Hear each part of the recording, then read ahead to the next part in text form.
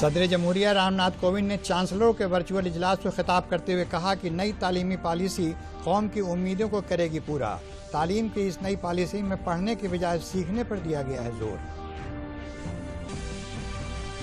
राजधानी लखनऊ में जुमे को 1244 कोरोना मरीजों का दर्ज किया गया नया रिकॉर्ड। अब तक ठीक होने वाले मरीजों की तादाद 33,489 हुई।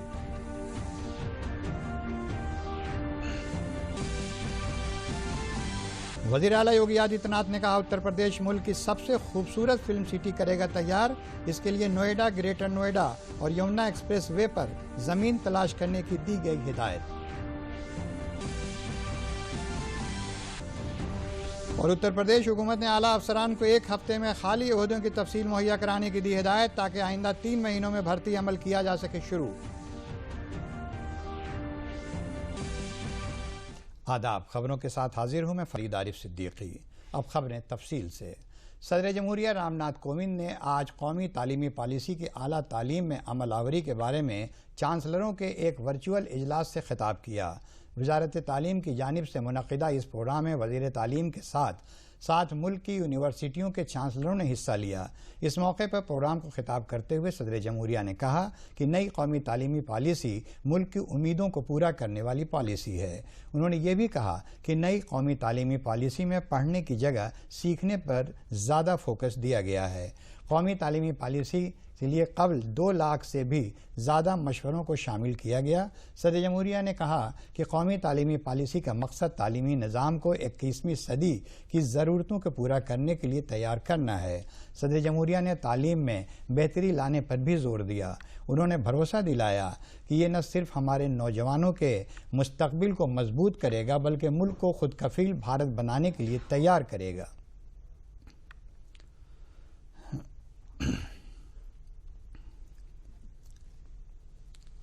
The National Education Policy aims to reorient our education system towards meeting the needs of the 21st century. It sets the vision of developing an equitable and vibrant knowledge society by providing quality education to all. This calls for achieving the twin objectives of inclusion and excellence. The policy also seeks to discourage rote learning and overemphasis on marks or grades. It seeks to encourage critical thinking and a spirit of inquiry.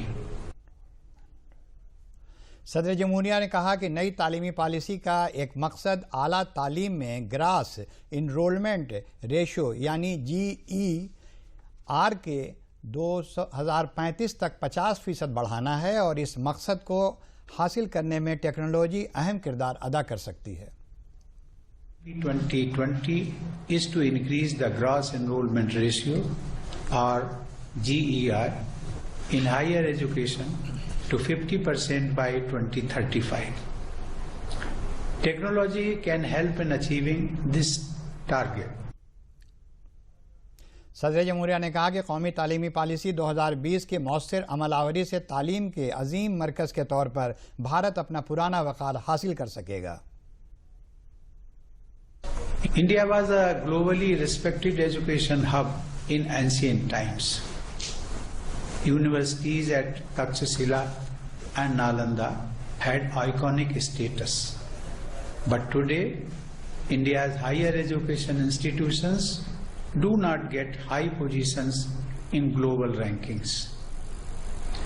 Effective implementation of the NEP 2020 is likely to restore India's glory as a great center of learning. Rajya Sabha में आज insolvency and bankruptcy code 2 तरमीमी bill 2020 पर मरकजी वजीर मालियात निर्मला सीतारमन ने कहा कि इस बिल के तवस्सुस से सेक्शन 7, 9 और 10 को ख़त्म किया जा रहा है और एक नया सेक्शन 10A जोड़ा जा रहा है। 25 मार्च 2020 के बाद जो हालात पैदा हुए हैं उसके लिहाज से क्रेडिटर को कारपोरेटर से अपना क्लेम दायर करने से कबल 6 माह की मुद्दत को बढ़ाना ज़रूरी था, इसलिए कारपोरेट को ज़्यादा से ज़्यादा 1 साल तक का वक्त दिया गया है। About 2018-19 as a provisional figures, Lok Adalat, sir, recovered 2,816 crores, which constitutes 5.3% of all those amounts which were involved, which came to the Lok Adalat. DRTs recovered 3.5%, which is total amount involved which came as a case referred and total actually recovered. So total amount recovered versus the total amount which was involved which came to the DRT, 3.5% is what has been recovered. Surface, sir, 14.5% have been recovered. Amount is 41,876 as opposed to the total amount involved, 2,89,073 rupees. Whereas IBC, sir, has ensured 42.5% of recovery, in the sense amount recovered is 70,819 as opposed to 1,66,600 as amount involved which came to the IBC with the reference of the IBC. मरकजी वजीर सेहत doctor Harshvardhan ने आज राज्यसभा में महामारी तरमीमी bill 2020 भी पेश किया है। I rise to move that the Epidemic Diseases Amendment Bill 2020 be taken into consideration. Corona के खिलाफ हुकूमत के सख्त इक़दाम की वजह से बेहतर नताइज सामने आ रहे हैं। सेहत व कुंबा बहबूद वजारत के मुताबिक मुल्क में कोरोना वायरस वबा से मुतासरा लोगों में से अब तक 42,08,000 से ज़्यादा मरीज सेहतयाब हो चुके हैं। गुज़िश्ता 24 घंटों के दौरान 95,838 ठीक हुए हैं, जिसके बाद मुल्क में रिकवरी शरह बढ़कर 79.28% हो गई है। मुल्क में कोविड से शरह अमवात को कम होकर 1.61% हो गई है।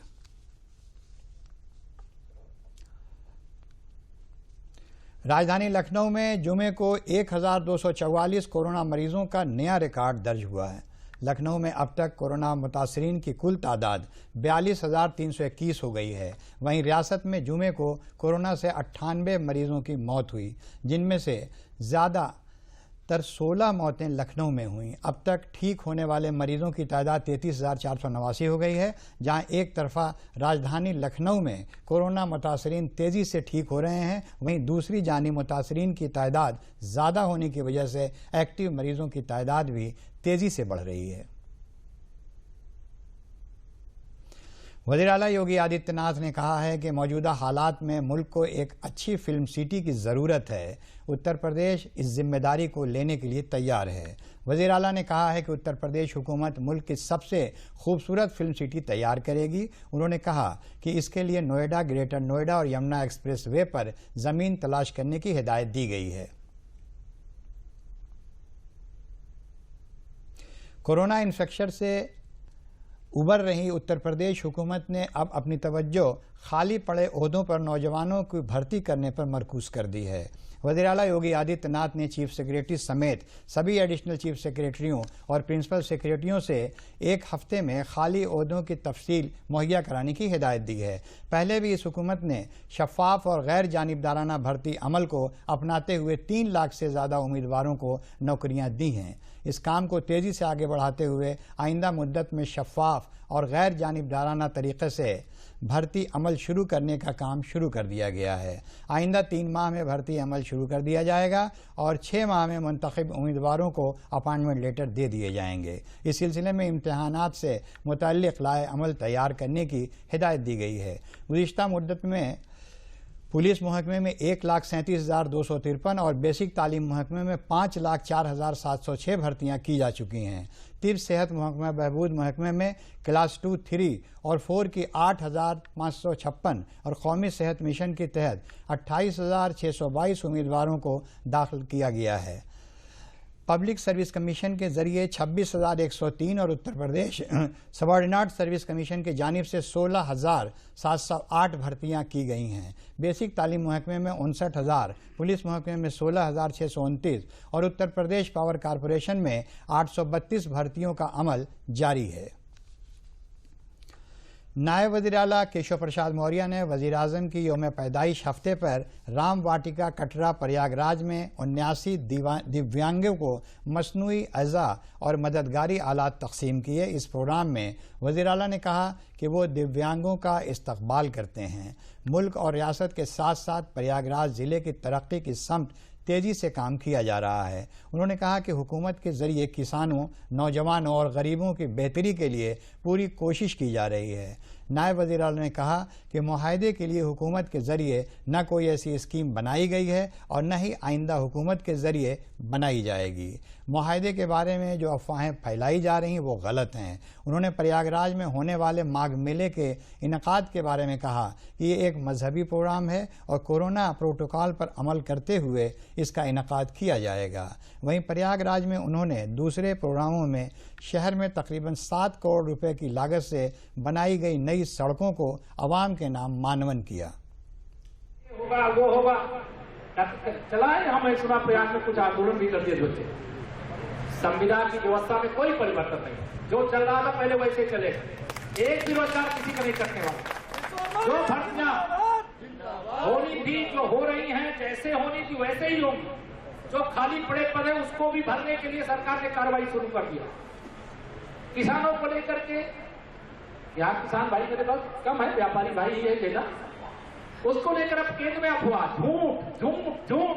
झूठ बोलने की ऑटोमेटिक मशीन की तरह विपक्ष भाजपा के खिलाफ और मोदी जी के खिलाफ लगा।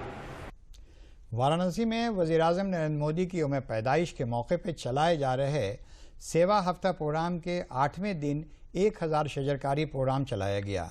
भारतीय जनता पार्टी व समाजी तंजीम के ज़रिए शहर से लेकर गांव तक शजरकारी की गई। इस सिलसिले में रियासती वज़ीर नीलकंठ तिवारी ने चंद्रशेखर आज़ाद के मुजस्समे पर गुलाहे अक़ीदत पेश करने के बाद शजरकारी प्रोग्राम की शुरुआत की।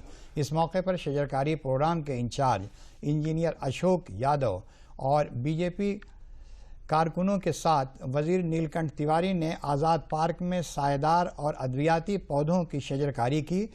17 सितंबर को उनका जन्मदिवस अभी हम सब ने मनाया।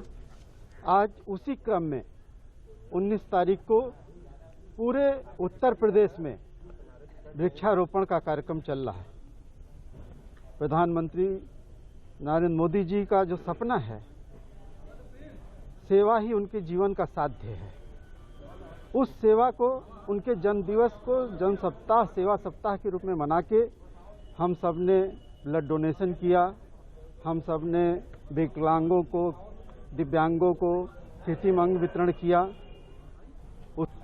उसी क्रम में आज यहाँ हम सभी भारतीय जनता पार्टी सेवा सप्ताह के नाम से हम ये कार्यक्रम कर रहे हैं। भारत वृक्षारोपण का कार्यक्रम हमारे मंत्री जी जो है नीलकंठ तिवारी जी इसका उस तरीके से उद्घाटन भी किए और अब जो है पूरे क्षेत्र में बूथ वाइज, वैसे तो हम लोगों का लक्ष्य है पूरा 70,000 पेड़ लगाने का, और ये अनवरत अभी तो आज तो एक विशेष अभियान के तौर पे चल रहा है। बाकी कार्यक्रम ये अनवरत चलता रहेगा। ये लक्ष्य हमारा जो है प्रधानमंत्री जी के जन्मदिवस 17 सितंबर के उपलक्ष्य में 14 सितंबर से लगातार पूरे देश में सेवा सप्ताह का आयोजन किया गया है। इस क्रम में 14 तारीख को ब्लड डोनेशन था, 16 को स्वच्छता था, 17 को फल वितरण और विभिन्न मंदिरों में लोगों ने माँ गंगा के गोद में उनका अभिषेक करके, मंदिरों में अभिषेक करके अपने देश के यशस्वी प्रधानमंत्री और काशी के सांसद के लंबी आयु और स्वस्थ जीवन के कामना के साथ लोगों ने प्रार्थना किया।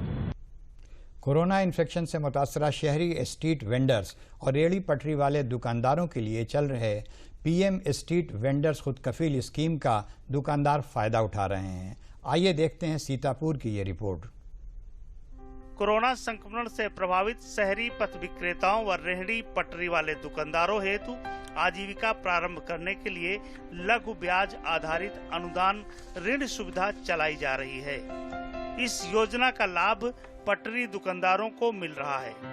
इस योजना से छोटे दुकानदार स्वाभिमान स्वावलंबन के साथ अपना जीवन गुजार सकेंगे। जनपद सीतापुर में 400 से अधिक पटरी दुकानदारों के लिए यह योजना नई उम्मीद बनकर आई है। हाँ, प्रधानमंत्री जी का जो योजना है और बहुत अच्छी है, हमारा जीवन बढ़िया चल रहा है। पैसे मिलने से हमने फिर से अपना काम चालू कर पाए हैं और अच्छा भी चल रहा है। मोदी जी का बहुत बहुत धन्यवाद। लॉकडाउन में हम लोग बिल्कुल बेरोजगार हो गए थे और इस योजना के तहत मोदी जी ने गरीब पटरी दुकानदारों की बहुत मदद की, सहायता की। इस योजना के तहत जनपद में 1982 आवेदन प्राप्त हुए हैं, जिनमें 153 आवेदन बैंक द्वारा स्वीकृत किए जा चुके हैं। अब तक 4,880 पथ विक्रेताओं का पंजीकरण किया गया है। इन पटरी दुकानदारों को 10,000 तक प्रारंभिक कार्य करने के लिए बैंकों द्वारा ऋण दिया जाएगा, जिसे ये 12 मासिक किस्तों के रूप में बैंक को वापस करेंगे। जिसमें हमारे पथ विक्रेता है 4,880 और ऋण आवेदन जो हमारे हो चुके हैं वो 2329 और जो लाभ जिनको बैंकों ने स्वीकृत कर दिया है 10,000 रुपये वो है 402। और अभी हम लोग प्रयास कर रहे हैं, फार्म भी भर रहे हैं। जो हमारी पहले से सूची गई हुई थी शासन द्वारा जो स्वीकृत है उस पर भी हम लोग काम कर रहे हैं पूरी तरह से और हम पूरा अपना लक्ष्य पूरा कर रहे हैं। इस योजना से सीतापुर के पटरी दुकानदार प्रसन्न हैं। उन्हें लगता है कि जीवन को सही दिशा में लाने का एक नया अवसर उन्हें मिल रहा है। सीतापुर से दीपक श्रीवास्तव की रिपोर्ट। नक्सल मुतासरा सोनभद्र जिले के पहाड़ी और दूर दराज अंचलों के देही बाशिंदों और पुलिस के दरमियान बेहतर तालमेल कायम करने के मकसद से सोनभद्र पुलिस नीम फौजी दस्ते और पीएसी की टुकड़ियां कैंपों के जरिए उनका सुख दुख बांटने में लगी हैं। इन टुकड़ियों के जरिए मुख्तलिफ इलाकों में जाकर घने जंगलों और पहाड़ों में कॉम्बिंग भी की जा रही है, जिससे किसी भी तरह की नक्सली सरगर्मियों पर फौरन काबू पाया जा सके। बिहार, झारखंड, मध्य प्रदेश और छत्तीसगढ़ की सरहदों से घिरे इन अंचलों में देही बाशिंदों के साथ मीटिंग करके उनसे आपसी तालमेल कायम किया जा रहा है। सीआरपीएफ और पीएसी के साथ कॉम्बिंग और चौपाल की क़यादत कर रहे पुलिस कप्तान आशीष श्रीवास्तव ने बताया कि जंगलों में कॉम्बिंग के साथ साथ देही बाशिंदों के साथ चौपाल के जरिए उन्हें बेदार करते हुए उन्हें ज़रूरत की चीज़ें भी मुहैया कराई जा रही हैं।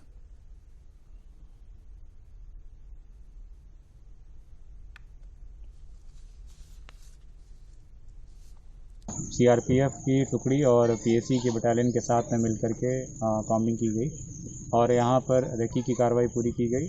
जनसभा की गई जहाँ पर लोगों को कम्युनिटी पुलिसिंग के बारे में जानकारी दी गई। इस प्रकार की जो कार्रवाई है वो मेरे द्वारा और अन्य उच्च अधिकारियों के द्वारा समय समय पर करती जाती रही है। आगे भी हम इस प्रकार की कार्रवाई जारी रखेंगे।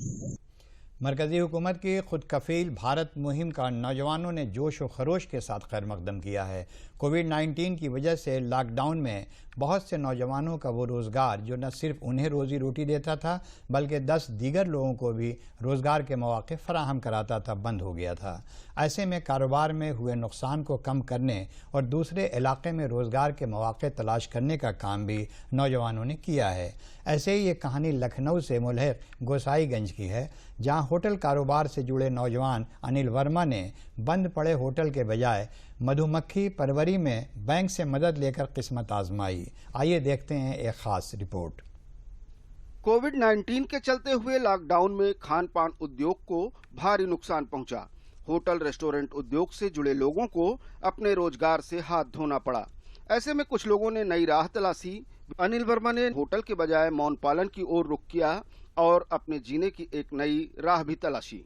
लॉकडाउन में परेशानी क्या बताइए, कोई भी धंधा व्यवसाय कर रहे हैं, लोगों के पास पैसा नहीं होगा तो कैसे क्या करेंगे, तो मतलब गलत फील करेंगे ही। वो घाटापन ज़्यादा चालू हुआ। फिर हमें मोदी जी के जो आत्मनिर्भर भारत प्लान चलाया गया सिस्टम, उसके तो हमने बैंक से लोन लिया वहाँ के माध्यम से ग्रामोद्योग बोर्ड लखनऊ के द्वारा। तो बाकी हमने मधुमक्खी काम चालू किया, जो कि आज से नहीं, अभी मान लीजिए दिसंबर के बीच में ये हमारा फसल तैयार होगा। मान लीजिए शायद मधुमक्खी शायद देना चालू और इसके तहत हमने 15 से 20 लोगों को मान लीजिए कि वर्क भी दे दिया, उनको भी रोजगार हमने किया है। पहले हम खाद या बीज का काम करते थे, उसके बाद देखे उसमें कोई फ़ायदा नहीं हो रहा, तो हमने मधुमक्खी पालन का सोचा काम करने के लिए, क्योंकि इसमें मतलब कम पूंजी में काम बढ़िया होता है और मुनाफा ज़्यादा होता है। मौन पालन या मधुमक्खी पालन दोहरा फायदा देता है। मधुमक्खियों के परागण से जहां एक ओर केवल शहद ही नहीं पैदा होती, बल्कि आसपास के खेती की भी उपज बढ़ती है। मौन पालन को लेके जो हमारे मौन पालक भाई हैं उनको चाहिए कि ये जो शहद उत्पादन करते हैं इसके साथ साथ वो पॉलन भी निकालें, प्रोपोलिस भी निकालें और बी वाइनम भी निकालें। इससे ये होता है कि हमारी आय बढ़ेगी। और जो मोदी जी की मंशा है कि हम किसान की आय 2 गुना करेंगे, उसमें यह है कि किसान की आय 2 गुना हो सकती है। और मधुमक्खी पालन एक ऐसा विषय है, इसको करने से हमारा तो लाभ होता ही है, 16 गुना किसान को लाभ होता है, क्योंकि परागण करके 16 गुना तक की पैदावार बढ़ाती है मधुमक्खी। फिलहाल मौन पालन का यह काम आपदा में अवसर की तलाश थी। देश की सरकार चाहती है कि किसानों की आय 2 गुनी हो, उसके लिए लक्ष्य भी तय कर रखे हैं, लेकिन परंपरागत खेती कितना किसानों को आगे ले जा सकती है, इसको लेकर दुविधा भी बनी रहती है। इस महामारी के पीरियड में जब लोगों ने अपने स्वास्थ्य पर अधिक ध्यान देना शुरू किया है, तो कहीं न कहीं शहद जो है एक जरूरत की चीज़ बन करके उभर करके आई है। और इस जरूरत चीज़ को गाँव में पैदा करके और आमदनी करना, साथ में आय को 2 गुना करना, यह सरकार की मंशा है। रामजी वाजपेयी के साथ आशुतोष शुक्ला, डीडी न्यूज़, लखनऊ। ललितपुर जिले के ग्राम पट्टा में वाक़ प्राइमरी स्कूल के असातिज़ा के जरिए कोरोना वायरस की वजह से तालिब इल्मों को उनके घर पर ही स्कूल ऑन व्हील्स के इनोवेटिव आइडिया के तवस्सुस से बच्चों में सीखने के तई बड़ी तब्दीली देखने को मिली है। वज़ीर-ए-आज़म की आपदाही अवसर मुहिम के तहत सरकारी प्राइमरी स्कूल पट्टा के रियासती सतही असातिज़ा इनाम याफ्ता टीचर कृष्ण मुरारी उपाध्याय स्कूल के तवस्सुस से एंड्रॉयड फ़ोन और टीवी की कमी की वजह से ऑनलाइन तालीम से महरूम बच्चों को उनके घर के करीब ही तालीम की ये तरगीब बच्चों के लिए किसी नेमत से कम नहीं है। इस ऑनलाइन व्हील के ज़रिए पट्टा, बैजनाथ और गंदारपुर ग्राम के 200 से ज़्यादा बच्चों की पढ़ाई जारी है। इन असातिज़ा की कोशिश है कि मुश्किल मज़ामीन को मौसर साइकिल पर लगे बोर्ड और चाक के ज़रिए उन्हें आसानी से समझाया जाए। सर रोज आते हैं और ब्लैक बोर्ड लेकर आते हैं और हमारे लिए पढ़ाते हैं, हमारे लिए अच्छा लगता है। और हम लोग अंग्रेजी भी पढ़ते हैं, गणित पढ़ते हैं और हिंदी पढ़ते हैं और विज्ञान भी पढ़ते हैं। Sir my name is Rashmi Yadav, my village नाम इज गुंदरापुर। सर हमें पढ़ने में बहुत दिक्कत हो रही थी, इस लॉकडाउन की वजह से ना समझ में कुछ आ रहा था कि क्या पढ़े क्या नहीं, इसलिए हमारे सर लोगों ने स्कूल ऑन द व्हील्स चलाया। इससे हर गांव के बच्चों को ब्लैक बोर्ड पर शिक्षा दी जाती है और जैसे जिस बच्चे को जो नहीं आ रहा है उसका उत्तर और उससे सवाल हल किए जाते हैं, जैसे प्लांट्स नेम, अंग्रेजी के क्वेश्चन, हिंदी के question. School on the wheels के माध्यम से बच्चे शिक्षा ग्रहण कर रहे हैं। उन बच्चों के लिए जो जिनके पास स्मार्टफोन नहीं है, उन बच्चों के लिए ये कार्यक्रम बहुत अच्छा है। और कोविड-19 महामारी के कारण बच्चे स्कूल नहीं जा पा रहे थे, इसलिए सर ने अपने हिसाब से 10 सितंबर 2020 से इस कार्यक्रम को लागू किया और हमारे गांव में रेगुलर आ रहे हैं और बच्चों को लगातार अपनी सरल भाषा में पढ़ा रहे हैं। कोरोना महामारी के कारण विद्यालय बंद चल रहे हैं, तो हम लोग स्कूल में बैठे रहते थे। जैसे ही हम लोगों को अभिभावकों की सूचना मिली कि हमारे बच्चे नहीं पढ़ रहे हैं और हमारे पास सर मोबाइल नहीं है, टीवी नहीं है, तो ऐसे बच्चों के लिए हम लोगों ने सोचा कि क्यों ना हम बच्चों तक पहुँचें। और बच्चों तक पहुँचने के लिए हम लोगों ने पहियों की पाठशाला का एक नवाचार किया, जिससे कि हम बच्चों तक पहुँचे। और बच्चों तक जब पहुँचे तो बच्चों को जिस विषय में कठिनाई होती है उस विषय में बच्चे पूछते हैं और बच्चे जब पूछते हैं तो उनको जो भी उनकी कमजोरी होती है वो दूर हो रही है। इससे अच्छा रिजल्ट मिल रहा है। स्कूल ऑन द व्हील्स लेकर के और बच्चों का बहुत अच्छा रिस्पांस मिल रहा है। लगभग 3 मजरे हैं और पठा गांव भी बहुत बड़ा है। कई जगह हम लोगों ने इस तरह से जहां 1-2 बच्चे हैं मिलते हैं उनकी भी मदद करते हैं, जहां 4-6 बच्चे मिलते हैं उनकी भी, तो हर बच्चे तक पहुंचने की कोशिश है और ये प्रयास निरंतर जारी है। लगभग अब तक 200 बच्चों से अधिक हम मिल चुके हैं। आजमगढ़ में ज़रई साइंसी मरकज़ कोटवा में किसान और ख़वातीन को तरबियत का इनकाद इफ़को के साथ मिलकर किया गया।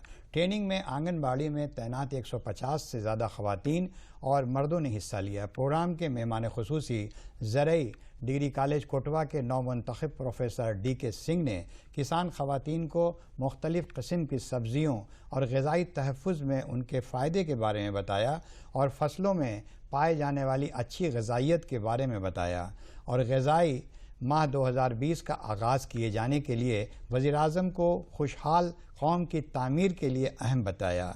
प्रोग्राम में इफ़को के ताउन से सब्ज़ी के बीजों की तकसीम भी की गई। ट्रेनिंग हासिल कर रही आंगनबाड़ी खवातीन ने बताया कि उन्हें वज़ीर-ए-आज़म की यौम पैदाइश हफ्ते के तहत ग़िज़ाई वाटिका के बारे में बताया गया।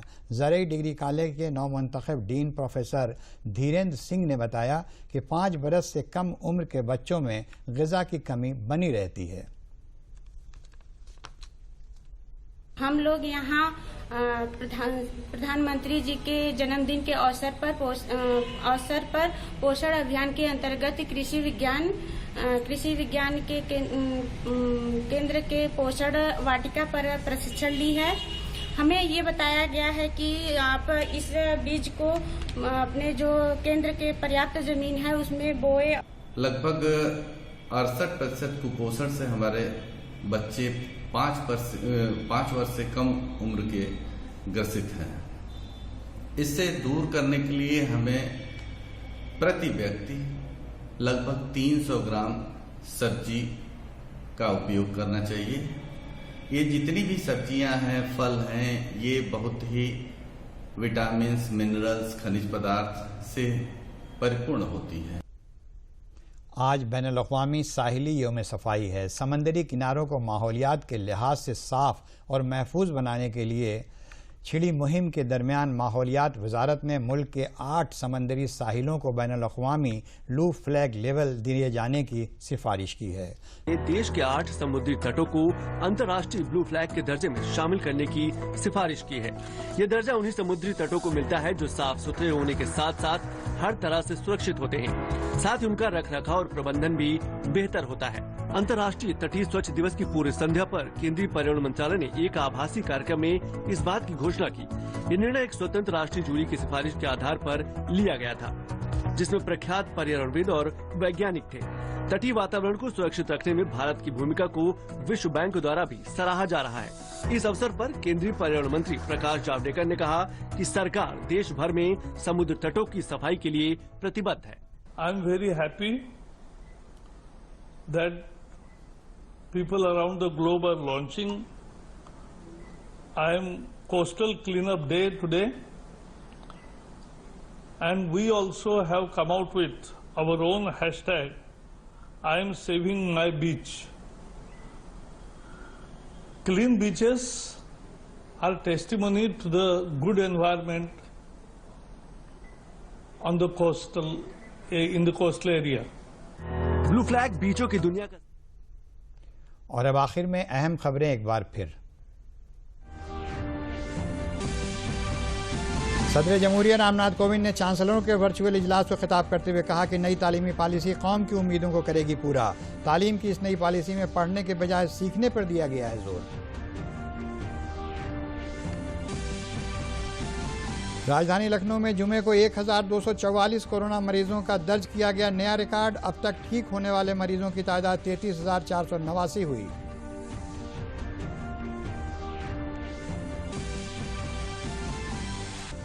वज़ीर आला योगी आदित्यनाथ ने कहा उत्तर प्रदेश मुल्क की सबसे खूबसूरत फिल्म सिटी करेगा तैयार। इसके लिए नोएडा, ग्रेटर नोएडा और यमुना एक्सप्रेस वे पर जमीन तलाश करने की दी गई हिदायत।